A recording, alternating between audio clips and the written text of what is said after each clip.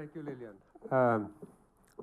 We have a few minutes at the end, sort of, to perhaps draw some of these different issues together, and perhaps also build down some of the feeling of tension between the NGOs and us and some of the others. So I'd like to invite Lisa to start. But to me, what we're up to is basically an aid industry that needs, which is much like a supertanker, that need gradually to change direction and to pick up on jobs. And also going back to the Norwegian history, I mean, over time, nothing was more important than providing jobs. So, Lisa, how could we cooperate better? I mean, it's not that we're on a different sort of entirely different planets. Thank you, Kjell, and thank you for inviting me. I guess I am the token NGO representative here today to hopefully broaden your appreciation of the NGOs and what we can contribute. And it's important for me to say, based, I think, on some of the things you've heard today, there may seem to be a lot of conflict between the NGOs and the private sector. Let me assure you, there is no such war between the private sector and the NGOs. In fact, there is, as Kjell was also pointing out, a lot of very productive, very innovative, and very strong partnership happening in all the countries where we work. We work in 30 countries. Between the private sector, NGOs, and of course the governments. We haven't really spoken about the governments today, but of course they are very important, and I'm very happy we have Madam Minister of Trade from Uganda. I really enjoyed her presentation today. Secondly, these partnerships are crucial because we are working in contexts that are very demanding, very complex. For instance, in Tanzania, where we have seen strong economic growth for many years and a lot of interest from foreign investors and pockets of booming economy, and still almost 50% of the population of Tanzania is living below the poverty line. They lack basic health services, education levels are still very low, huge proportion of the adult population that are not able, unfortunately, to access these jobs that we all want to create. And the same in Myanmar, we heard less than 20% of the population is financially included. So there's a lot of work that we need to do. And my main point is that no actor can do this on their own. The private sector has a role to play, definitely. And I agree with everyone who spoke today about the importance of mobilizing, engaging, inviting private sector to, especially the Norwegian private sector. Many of you are here today to really look for opportunities in developing and emerging economies. I think that's really crucial. But I also have to say that NGOs and the private sector, although we have to partner, we also have different roles. Because in countries where the government is still very weak, we are asked to assist when it comes to providing health services, vocational training, and we are doing that. But it's not an ideal situation. The governments should be able to run this in the future, I hope. And still, I think it's interesting for me as well to notice there has been a survey in Norway this summer where private sector actors was asked about risk going into developing and emerging economies. And it was quite clear from that survey that companies actually look for partnership amongst the NGOs because we have a lot of local expertise. We can be door openers between the government, between labor force, between the private sector. We have expertise that I think is important for the private sector in order to successfully engage. Paul Collier, I mean, you listened to the debate and the presentations today, and actually I would maintain that the Norwegian development debate is less taboo in this regard. We're able to table issues like, I mean, your message and largely my message, which is extremely provocating in many places. I think we're able to table it, but what would you say, what should be the next step for the Norwegian debate? How could we turn this supertanker together? I mean, first, let me just respond to your excellent comments and say, I've never really thought of the churches as NGOs. I mean, in Europe, the churches have existed for something between 1,000 and 1,700 years. They predate most governments, right?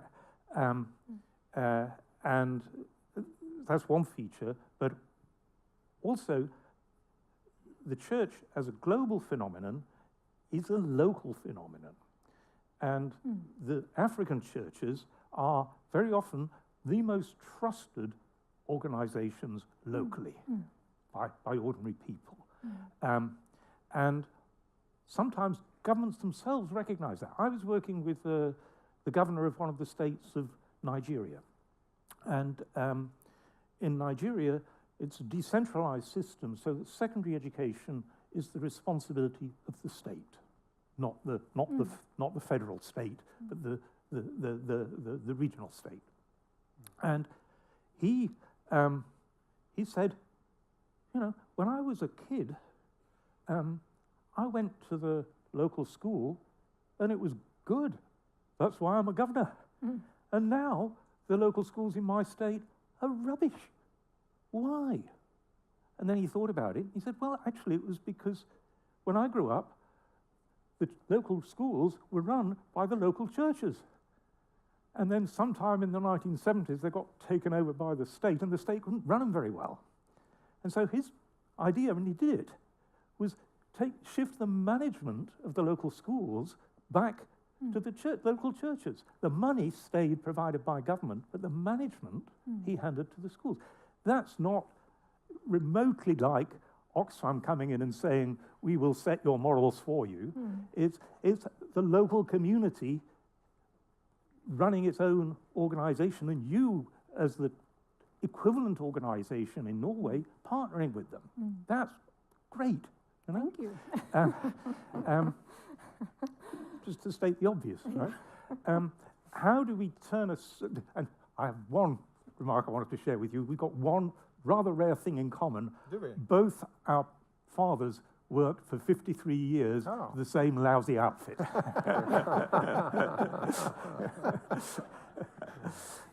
Mine left school at 12. I guess yours did something the same, right? And what both of those things illustrate is development takes time. Yes. Takes time. How do you turn a supertanker with super courage, right? Some leaders have got to wise up. Right? Our citizens have been fed the sort of cheapest sort of development theatre for decades. And so they're in a cozy comfort zone of, little rural knit your own basket sort of stuff, when the reality of economic development is, of course, people tend to move to cities. That's where firms tend to operate. And that's not ugly. It's the very process that your parents and grandparents themselves went through. Norway used to be a poor rural society, and now it's the richest urban society in the world. Right? And that didn't happen by knitting baskets. It didn't happen by micro-enterprise. It happened by proper firms. And so we need culturally, in the development talk, to embrace that reality and stop deflecting it into rural this and micro that, just which have a part to play. I don't want to denigrate them, but they're not the core of the economic development process. The core of the economic development process is turning shitty jobs into productive jobs, and that takes time and organization. Once our politicians have the guts to say that and live and walk the talk, people will wise up. People are not stupid in the end, right? They are foolish at the moment because they've been fed a continuous diet of images of despair. As you yourself said, that 25 years of decline, the hopeless continent, which was the Economist magazine headline in around 1998, you know, and that image has to be dispelled. It takes political guts to turn a supertanker. Hans Christian, just to follow up on that, one of the reasons I wanted to have you here today is that, I mean, exactly what Paul Collier is saying. We need to take the whole debate about development back to our own history. Out of this fairly strange aid debate, sort of, all these strange words and that, I mean, are formulated in terms of understanding the development, as though it was something entirely different from what happened in Norway or in China and other. And we need the trade union to help us. I mean, you need to help us basically table this and address the Norwegian history. What was it that we did? It was about industrialization. We needed to create jobs and value, and then came the welfare state. I mean, are you prepared to do that? Because we need some of these leaders in this debate doing exactly what Paul Collier is alluding to. I think we need to do several things, not just turning a supertanker. For turning a supertanker, well, you can also use tugboats to help it. And some of the tugboats are the NGOs. It is the trade unions. It is the aid. But going back to Norway, well, remember that Norway was a poor country, as you correctly pointed out. What did we do? Well, we got foreign investments from Sweden, the Wallenbergs. We got foreign investments from BNP Paribas. Norway was a poor country, so Hydro, for instance, the big Norwegian country, was founded by Norwegians, but the money, the investments, well, they came from Paris to lift the investments. And then you can see and look to the policy and how you distribute the wealth when it gradually started to emerge. But one of the things that we did was also create trade unions. So you had the distribution on the workplace and also later in the society.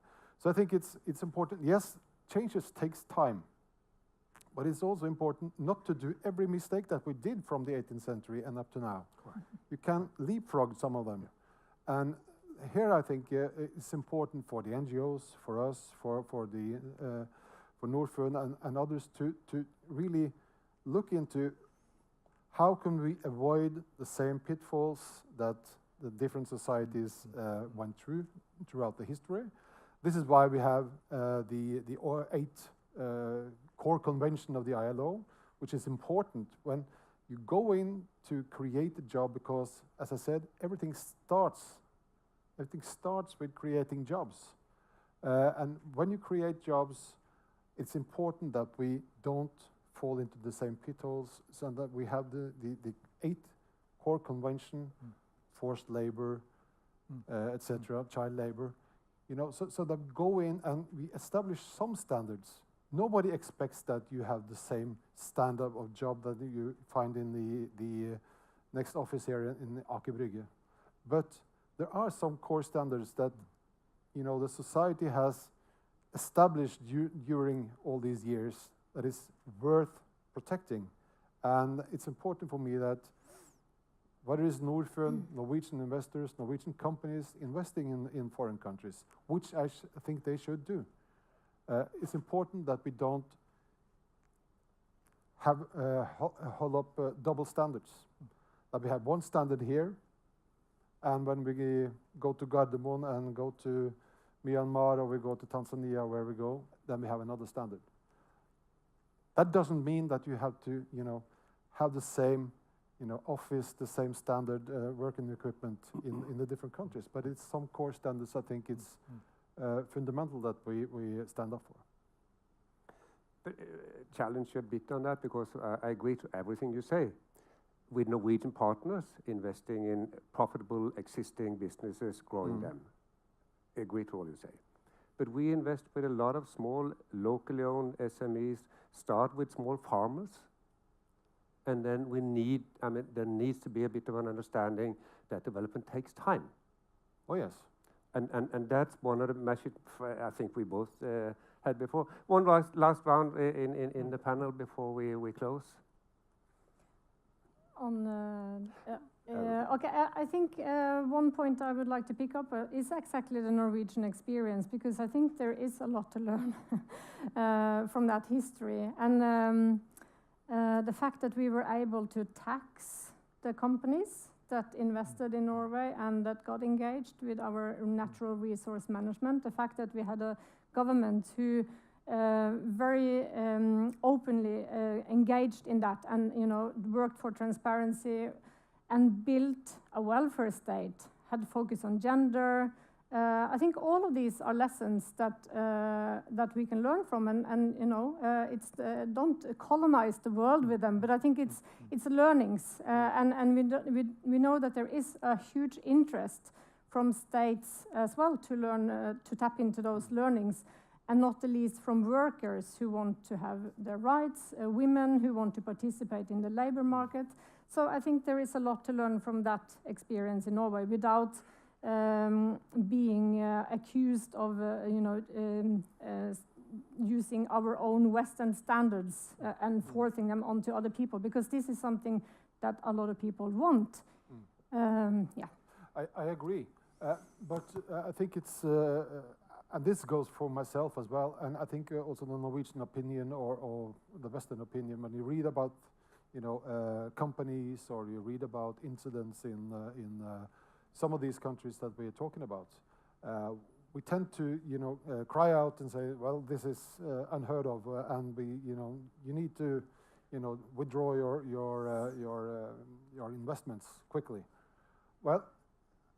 We, as a trade union movement, also work very much with aid. We work together with local trade unions, trying to build up, institutions for that purpose of being the partner for distribution of the wealth. And we also say that see the fact that it takes time. It takes time to build, that kind of trust that we take for granted. Imagine the trust that is required for you or me to pay our taxes, and say that, well, we know that if I get sick, well, my child is going to school, this tax will be there and pay for that school or that hospital. That kind of trust, and to establish that kind of trust, it really takes time. So we need to, really work with, don't operate with double standards. Try to invest, but my core point is here: to achieve all these things, we need to start to create jobs. Nobody wants Africa to go through the hell that my own region of Northern England went through in the first half of the 19th century. That was early industrialization as hell. That's what produced the first labor movement, the reaction to that hell. But Africa does have to go through the economic transformation that my own region went through. It has to industrialize. It has to get firms that do scale, that raise people's productivity. And as in all things, there's a balance. There's a matter of a happy medium between the extreme that my own region lived through, unregulated industrialization with a massive asymmetry in power, and having so much regulation that you kill the whole process, which is the danger now. It's not happening, that transformation, anything like fast enough in Africa. The miracle of modern China is that you can now do what took Europe 200 years, you can do it in less than 2 generations. That's fantastically good news. Huh? But you have to do it. You have to go through that transformation. And if we kill it at birth, the hardest part is the catalytic stage, getting started. Most African countries haven't even got started. Some have. Some have. They're forging ahead, and others will hopefully copy them. That's the process that happened in Asia. It'll be the process that happens in Africa. We mustn't kill it. It's balance between hell, one hell and another hell. Thank you. Thank you so much. Our time is out. Thank you. Veldig bra.